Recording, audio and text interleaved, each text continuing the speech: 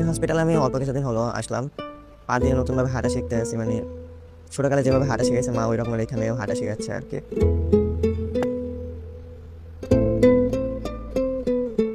একটি প্রতিবন্ধী কিশোর, 7 বছরের বাচ্চা, ল্যাংড়া মানুষ যদি সংগ্রামে নামতে পারে, তাহলে আমি কেন বসে থাকবো ঘরে? একদিন তো মরতেই হবে, তাই মৃত্যুর ভয় করে স্বার্থপরের মতো ঘরে বসে না থেকে গুলি খেয়ে বীরের মতো মৃত্যু অধিক শ্রেষ্ঠ। আমি যদি বেঁচে না ফিরি, তবে কষ্ট না পেয়ে গর্বিত হয়েও জীবনের প্রতিটি ভুলের জন্য ক্ষমা চাই। আনাস।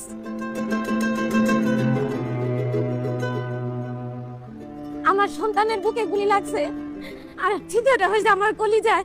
আল্লাহ পাক যতদিন আমাকে হায়াত দিছে, আমি এই হাহাকার নিয়ে বেঁচে থাকবো।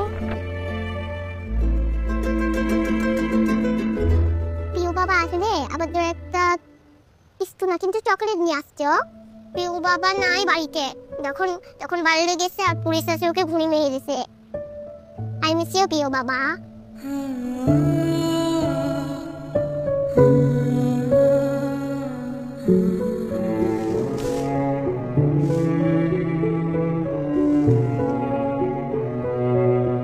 এখন চেম্বারের মধ্যে বক্তব্য দিছিল যে আমরা কোনো সরকার বিরোধী আন্দোলন নয়, আমরা নিজের অধিকার আদায় বলে বলা খাওয়ার পরে অমিল বড়ুয়া ওই ছাত্রলীগের লিডার ছিল, তাই সেই গলা চিঠি দিতেছিল, গাল মুখ থাপড় মারছে। এখন ওই জন্যই ওর জেদ ধরে শহীদ হলো কি এখন ওটার ব্যাখ্যাটা আর আমি জানি না।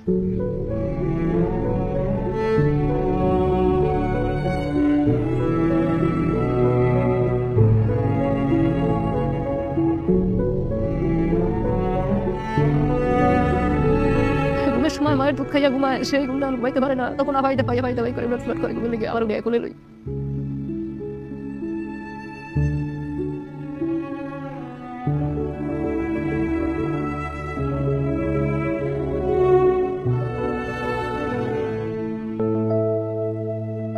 এখানে এসে যখন দেখেছি এখানে সবসময় ভাইয়া পড়াশোনা করতো, এই বিছানাতে থাকতো, এখন যখন দেখি ও নাই তখন একটা শূন্যতা কাজ করে মনের মধ্যে।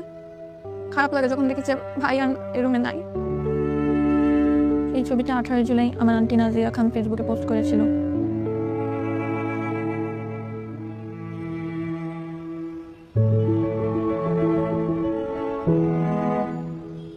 আজ কতদিন হলে আমার ছেলে আমার মা কয়, আমার মাও কয় না, আমার বুকে হয় না, কয় না আমার বাপ বেড়ে দেয়। আমার সন্তানদের যারা যেভাবে মারছে, আল্লাহ তাদের বিচার করুক। আমি সরকারের কাছে বিচার চাই, জনগণের কাছে বিচার চাই।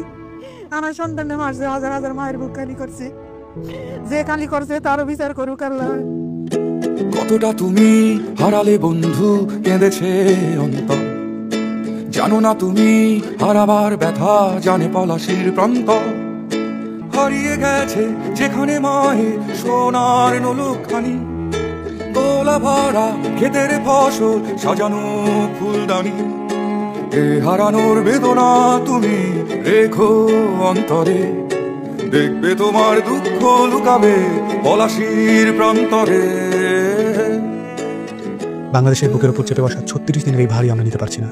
একবার ভাবি চলেন 16 বছরে কত বড় ভার হয়ে এটা আমাদের বুকের উপর বসেছিল। এই ভারই আমাদের শক্তি দিক সংস্কার করে নতুন বাংলাদেশ গড়ার।